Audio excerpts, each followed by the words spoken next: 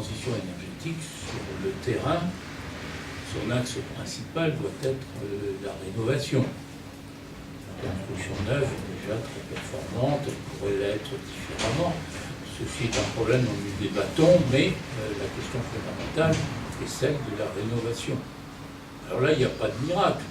Un chiffre de 40 000 € par logement, au prix actuel des énergies, ça ne passe pas.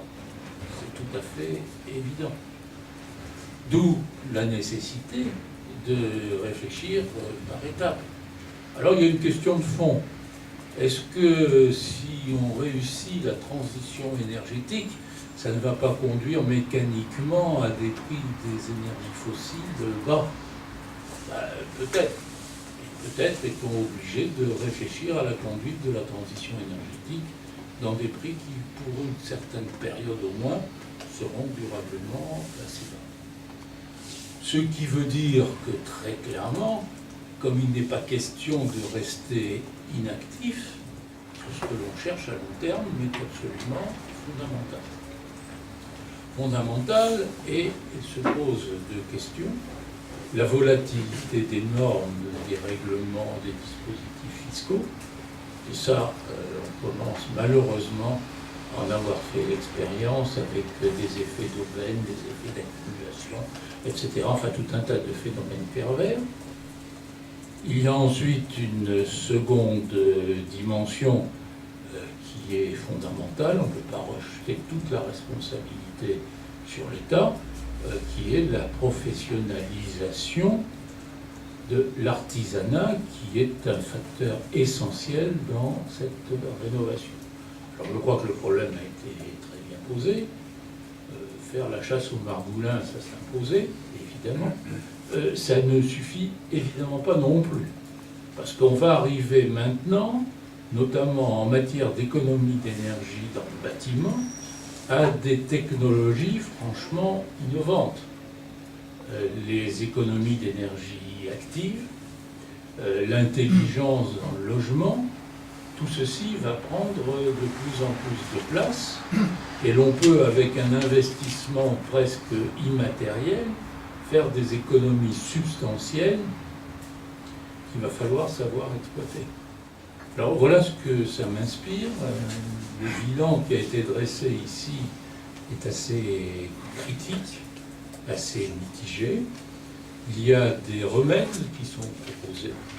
Ces remèdes, je crois qu'il faut travailler à les faire progresser.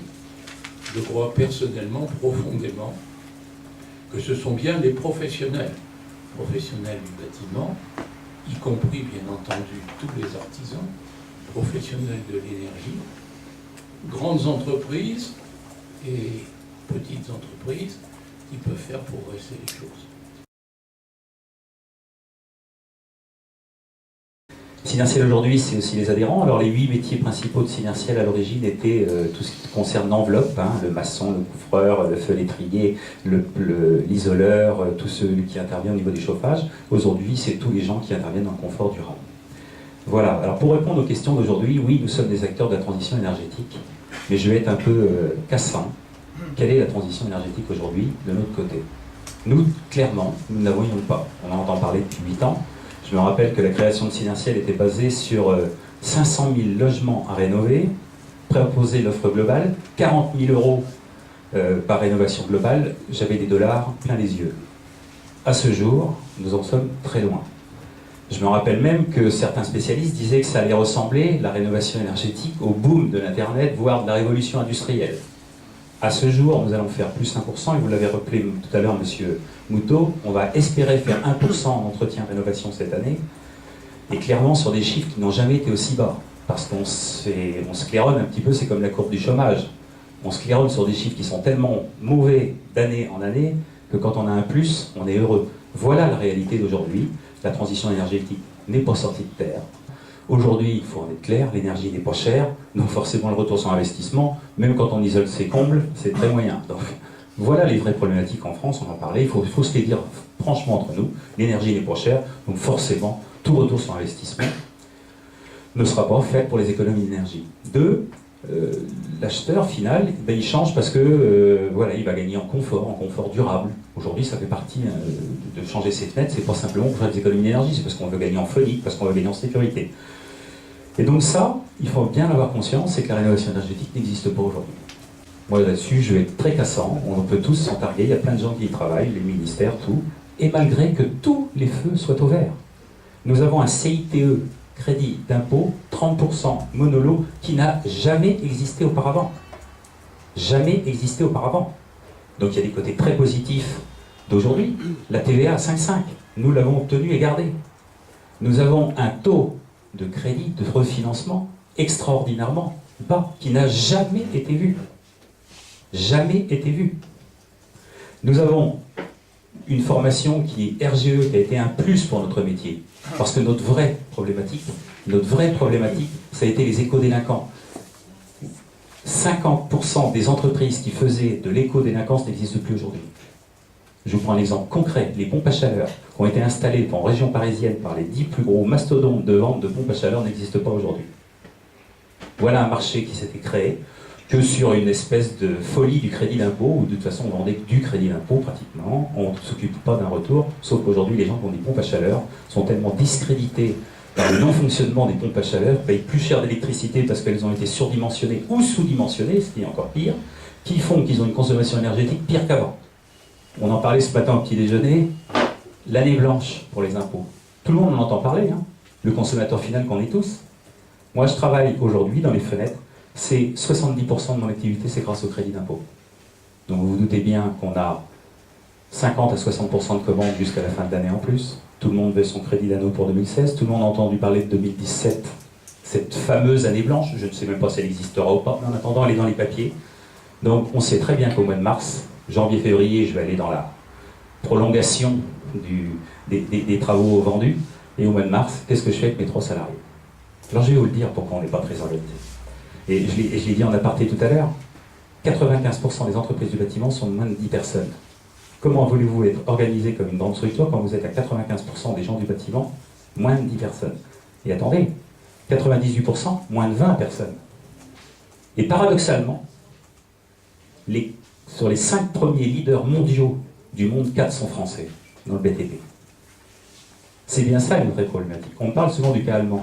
Sauf que le cas allemand, il y a des PME intermédiaires où ils sont en moyenne 250 personnes, quand nous on est moins de 10. Quand j'envoie en formation, et j'entends des formations, 40 capacités nécessaires pour que mes salariés puissent intervenir sur les chantiers, entre le montage, des montages d'échafaudage, je vous en passe, conduite, permis B, permis EB supérieur à 3,5. Alors là, le pompon, le compte pénibilité. Moi, moins de 10 personnes, il faut que je surveille le geste répétitif d'un de mes poseurs qui fait ça tous les 2 mois pour les surveiller sur un chantier, le nombre de temps qu'il passe à siliconer une fenêtre. On marche sur la tête. Aujourd'hui, c'est bien toutes ces contraintes qui font que le marché décolle pas, c'est bien ça qui fait que les entreprises ont du mal à souffrir. Et puis il y a d'autres non-dits. Il y a l'Europe, parce qu'on parle des paradoxes français, mais il y a le paradoxe européen. Et vous le savez tous, on le voit tous. Vous allez dans les magasins de bricolage le dimanche, regardez à la sortie, ou le samedi matin, regardez à la sortie qui vous propose pour 20 ou 30 euros des travaux. Ça existe, c'est les travailleurs détachés. Le bâtiment, c'est 120 milliards d'euros de travaux. Un peu plus d'ailleurs, 124 aujourd'hui, ça a beaucoup baissé. 10%, on estime à 10% le travail frauduleux. 12 milliards d'euros qui échappent à toute règle, à toute convention. Alors ça a forcément des points noirs, mais il ne faut pas s'en cacher. Aujourd'hui, on voit une reprise dans le neuf et nous, on ne la voit pas dans les chiffres. Concrètement, de recrutement de salariés. Il ne faut pas se cacher, hein, c'est les travailleurs détachés. Et on sait tous que l'argent disparaît autre part. Il faut vraiment aller au fond du problème. Alors après, c'est une politique européenne. Les organisations professionnelles s'organisent, on va essayer de mettre une carte en jeu, mais si les contrôles de l'État ne sont pas lieu, ça va continuer, ça va s'accentuer. On parlait d'innovation, des changements, de l'ubérisation des travaux du bâtiment, si on n'y fait rien. Moi, je ne suis pas contre, loin de là, mais c'est un peu les règles du jeu qui changent. Moi, quand je réponds à un appel d'offres, je veux que tout le monde joue dans les mêmes cours. Je ne veux pas qu'il y en a qui répondent avec d'autres critères différents des miens. Alors, ils sont payés le même prix, c'est pas un problème de prix, parce que le SMIC français est obligatoire sur le territoire français, il a bien, sauf qu'il travaille samedi et dimanche. Moi, je ne peux pas faire travailler 7 jours sur 7 un employé. En Pologne, vous pouvez. Donc, vous ne prenez pas les pénalités de retard. Donc vous l'introduisez dans votre prix de chantier. Voilà un exemple concret de choses qui existent aujourd'hui. Ils sont payés, bien entendu, en heures supplémentaires, ils sont bien dans la loi française au respect du SMIC, sauf qu'on n'a pas les mêmes législations de travail. Ils n'ont pas l'obligation de faire une formation tous les 2 ans sur le montage et le démontage d'un échafaudage. Alors ça vous coûte 2 jours. Hein. 2 jours dans un mois. Pour un employé que vous envoyez en formation, vous avez perdu votre résultat net du mois. Ça vous donne la logique de notre bâtiment. Ben, on s'aperçoit que aujourd'hui, les copropriétés, on voit bien le paradoxe français, la grande majorité des copropriétés ne sont pas rénovées, parce que dans la même copropriété, vous avez des propriétaires qui habitent, vous avez des propriétaires qui sont en locatif, et puis aujourd'hui, ben, dans les syndics, vous savez que si vous n'aviez pas la majorité absolue, vous ne pouvez pas faire plus gros. Donc voilà, et ça va falloir qu'on s'interroge aussi sur ces problématiques-là. On sait que les jeunes veulent être propriétaires de leur maison, alors paradoxalement, j'en discutais avec certains ce matin, ils ne veulent pas une maison hyper connectée, hein, les jeunes, ils veulent du terrain autour de leur maison. Et puis n'oubliez pas le célèbre adage, hein, quand le bâtiment va, tout va.